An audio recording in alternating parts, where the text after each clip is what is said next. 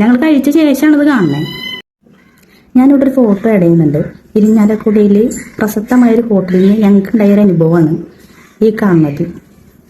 കുറുമക്കറി വാങ്ങിച്ചിട്ട് ഞങ്ങൾക്ക് കിട്ടിയ സാധനമുണ്ട്. പഴുതാരയാണോ ഒട്ടാത്തൂരാണോ ഒന്നും അറിയില്ല.